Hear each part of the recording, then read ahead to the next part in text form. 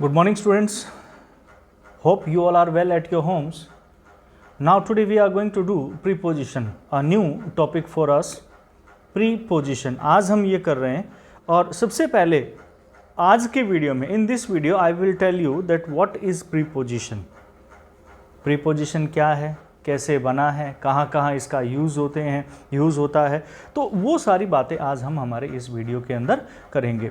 तो इससे पहले कि हम स्टार्ट करें, आपसे निवेदन है कि आप मेरे वीडियो को सब्सक्राइब करें. अगर किसी ने सब्सक्राइब नहीं किया है तो इसके बेल आइकन पर बटन दबाएं ताकि आपको नया नोटिफिकेशन हर बार मिलता रहे, और इसे शेयर ज़रूर करें ताकि लोगों को इसका बेनिफिट मिले. तो आज स्टार्ट करते हैं प्रीपोजिशन.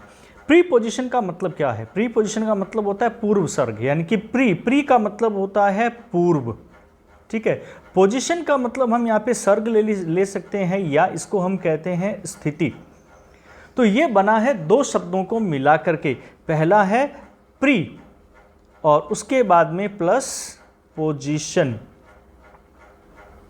प्री पोजीशन यानी कि किसी स्थिति से पूर्व आकर के उसको बताना. अगर हम बात करें डेफिनेशन की, तो डेफिनेशन क्या है इसकी?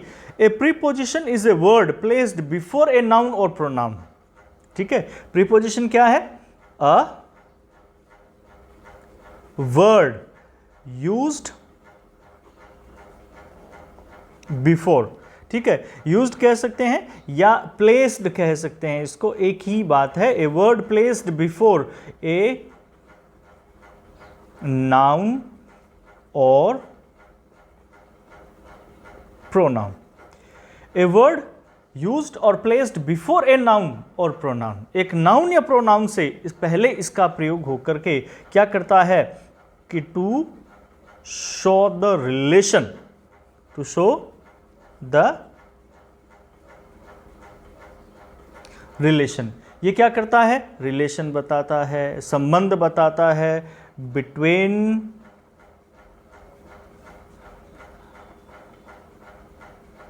Noun and pronoun. ये क्या करता है? ठीक है. या सम अदर वर्ड्स कह सकते हैं. तो प्रीपोजिशन, प्री मतलब पूर्व, पोजीशन मतलब स्थिति. ध्यान से समझ लीजिए. पूर्व स्थिति. पूर्व स्थिति किसकी? कि किसी नाउन या प्रोनाउन से पहले प्रयोग होकर के शब्द वाक्य में दिए गए किसी और नाउन या प्रोनाउन के साथ उसके रिलेशन को शो करने का काम कौन करता है? प्रीपोजिशन करता है. एग्जाम्पल देखिए क्या है इसके एग्जाम्पल, कैसे होगा. जैसे मैंने कहा they live in Jaipur. They live in Jaipur. अब यहां पर देखिए इन क्या है? एक प्रीपोजिशन है. इन क्या है? एक प्रीपोजिशन है. और जयपुर क्या है? एक नाउन है. और दे जो है वो क्या है? प्रोनाउन है. अब इसको समझ लीजिए कि प्रीपोजिशन का प्रयोग कहाँ होता है? एक नाउन से पहले या प्रोनाउन. यहाँ पे प्रोनाउन भी हो सकता है कि एक नाउन से पहले इसका प्रयोग हुआ इन, और इसने क्या किया? यहाँ पर वाक्य में दिए गए दूसरे नाउन या प्रोनाउन के साथ इसके संबंध को बताया, यानी कि दे के साथ में संबंध को बताया जयपुर, कि वे क्या करते हैं? जयपुर में रहते हैं. ठीक है. तो इनके आपस में रिलेशन को, दे का जयपुर के साथ में क्या रिलेशन है उसको शो किया कि जयपुर के साथ इनका रिलेशन है कि वो जयपुर में रहते हैं. ठीक है. जैसे एग्जाम्पल और देखिए, the books are on the table.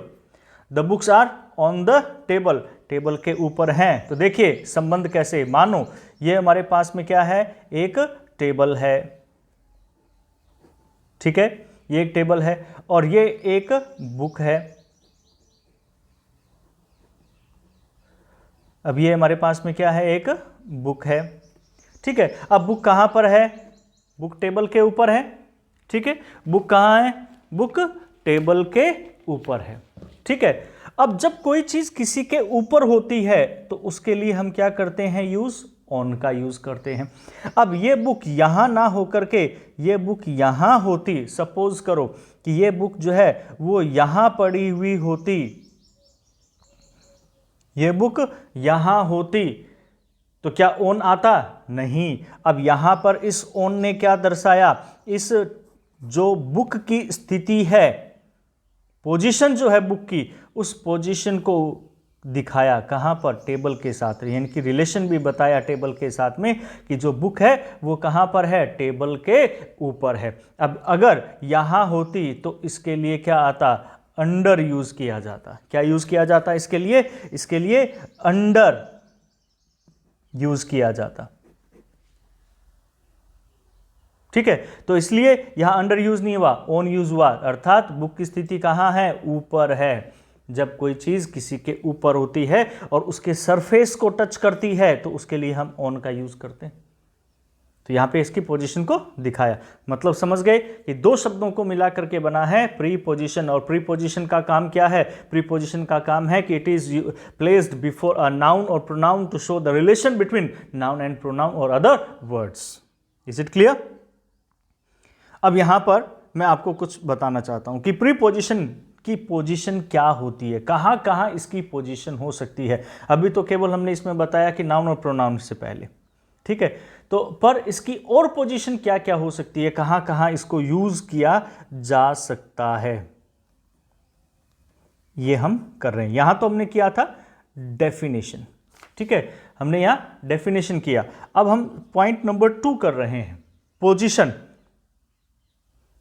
कहां कहां इसकी पोजीशन हो सकती है उसको अब हम देखते हैं यहां पर, ठीक है।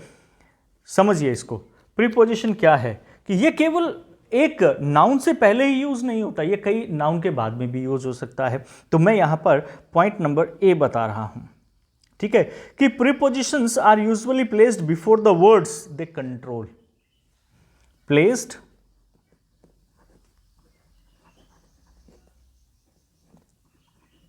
Before the words they control. इसका यूज कहां होता है? उन वर्ड से पहले होता है जिसे वो कंट्रोल करते हैं, नियंत्रण में करते हैं। एग्जाम्पल देखिए कैसे, मैंने जैसे कहा इन जयपुर, अब ये जयपुर को कंट्रोल कर रहा है, ठीक है, और इससे पहले इसका यूज हो गया। क्लियर है? जैसे एट ऑफिस, जो पहले होता है, दूसरा नाउन या प्रोनाउन कोई सेंटेंस में यूज हो रहा है, उसको कंट्रोल नहीं करेगा, ये कंट्रोल करेगा ऑफिस को, ठीक है, तो एट ऑफिस, ठीक है। ऐसे ही हम और भी एग्जांपल ले सकते हैं, जैसे मैंने कहा विद राम, राम के साथ, ठीक है। विदाउट वाटर, जैसे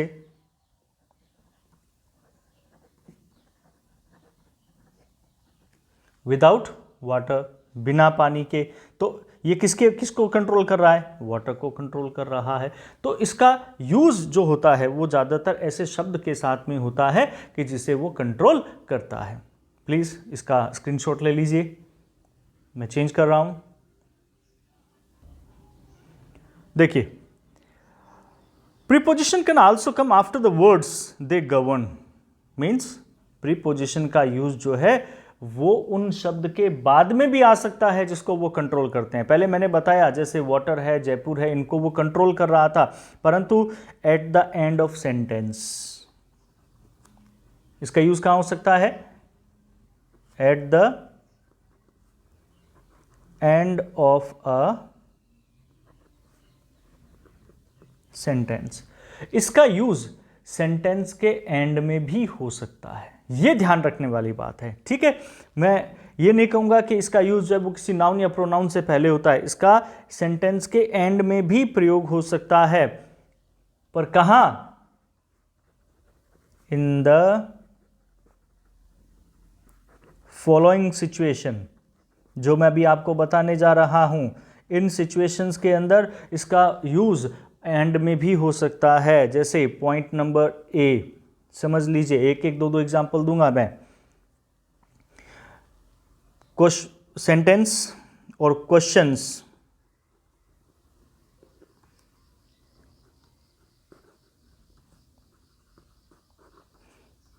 beginning with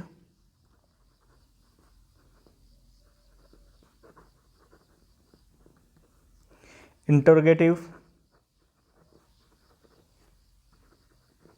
pronouns और एडजेक्टिव्स। ये जो कम्पिटिटिव लेवल के स्टूडेंट्स हैं उनके लिए बहुत इंपॉर्टेंट चीज़ है। ध्यान रखना कि जो कंपटीशन लेवल के स्टूडेंट्स हैं उनके लिए एक बहुत ही इंपॉर्टेंट चीज़ है। क्वेश्चंस जो स्टार्ट होते हैं किससे, इंटेरोगेटिव प्रोनाउन से या इंटेरोगेटिव एडजेक्टिव से जो स्टार्ट होते हैं, उनके एंड के अंदर हम प्रीपोजिशन यूज करते हैं। जैसे एग्जाम्पल,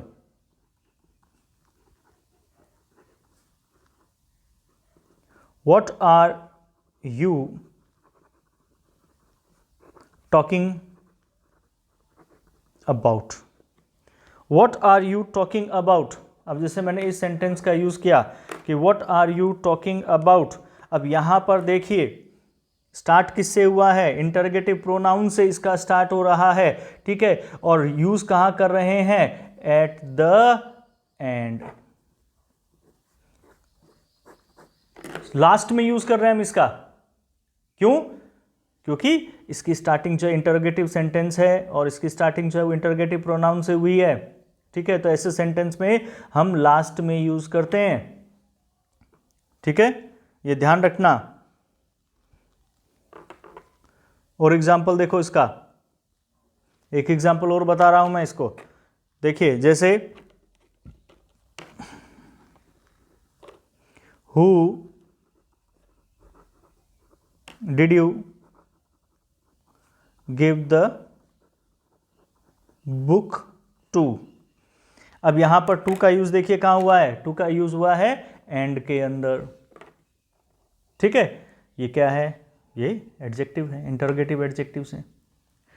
तो ये समझने वाली बात है कि अगर आपके पास में कोई क्वेश्चन जो है वो इंटरोगेटिव प्रोनाउंस या इंटरोगेटिव एडजेक्टिव्स के साथ में स्टार्ट हो रहे हैं तो प्रीपोजिशन का यूज वर्ड के एंड में होता है। क्लियर है मेरी बात, समझ में आई होगी, ठीक है। अब उसके बाद में पॉइंट नंबर 2, अगर नहीं आ रही है तो आप मुझसे क्वेश्चंस पूछ सकते हैं मैसेज के थ्रू। अब डिफाइनिंग रिलेटिव क्लोजेस, ध्यान रखना सेकंड क्या है, in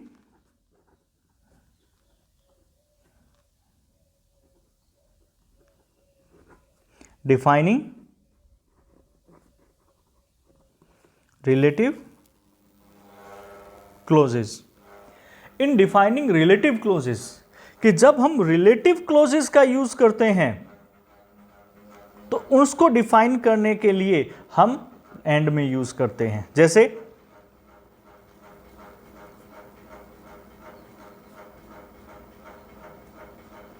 this is the house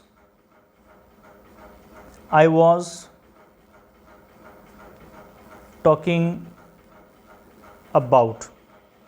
This is the house I was talking about. ध्यान रखना ये क्या है, रिलेटिव क्लोजेज हैं, ठीक है। क्लोजेज क्या होते हैं, उपवाक्य होते हैं जिसमें दो अलग अलग उपवाक्यों का यूज किया जाता है। दिस इज द हाउस, एक का ये हो गया, ठीक है, और दूसरा आई वॉज टॉकिंग अबाउट, ठीक है। ये इसको क्या है, कंप्लीट कर रहा है, कौन सा घर, जिसके बारे में मैं बात कर रहा हूं, ठीक है। तो ये जो है वो क्या है, रिलेटिव क्लोज है। ये क्या है, रिलेटिव क्लोज है, ध्यान रखना। तो ये जो रिलेटिव क्लोज है, इस रिलेटिव क्लोज के साथ में हमने यूज किया है किसको, अबाउट को, और कहां किया है, लास्ट में किया है। तो जब हम कोई रिलेटिव क्लोज को डिफाइन करेंगे तो रिलेटिव क्लोज को डिफाइन करने के लिए हम क्या करते हैं, हम इसका यूज करते हैं लास्ट के अंदर। क्लियर है?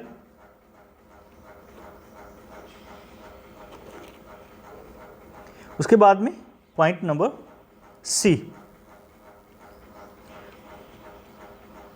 विद इन्फिनिटिव्स, ठीक है। अब इन्फिनिटिव का मतलब समझो क्या है। इन्फिनिटिव बोलते हैं हम टू को, किसको बोलते हैं हम, टू को।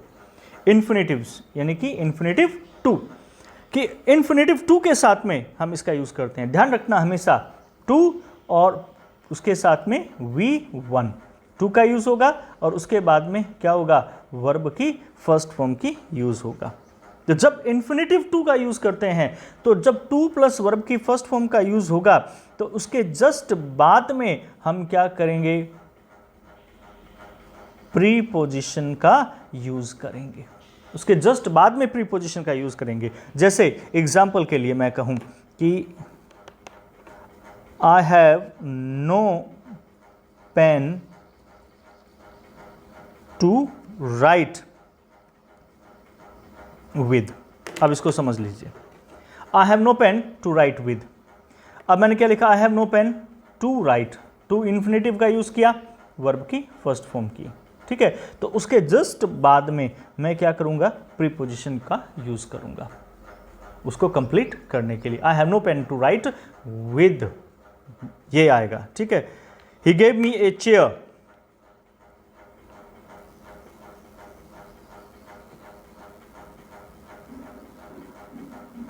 he gave me a chair to sit on, he gave me a chair to sit on, ठीक है। तो अब ध्यान रखिए कि he gave me a chair, उसने मुझे चेयर दी, किस लिए दी, to sit on। टू क्या आ गया, टू आपका इन्फिनेटिव आ गया, sit आपकी क्या आ गई, वर्ब की फर्स्ट फॉर्म आ गई। तो to sit on, क्योंकि इसको कंप्लीट करने के लिए हमें प्रीपोजिशन का यूज़ करना पड़ेगा, और ये हमारी क्या है, प्रीपोजिशन है कि जिसे हम कहाँ यूज़ कर रहे हैं, हम वाक्य के एंड में यूज़ कर रहे हैं। तो sometimes we use preposition at the end of a sentence. So I think it is clear. So here in this video we did two things, that what is the definition of a sentence and where we use what is the position of a preposition in a sentence. Okay, after that in next video we will start prepositional objects. Okay.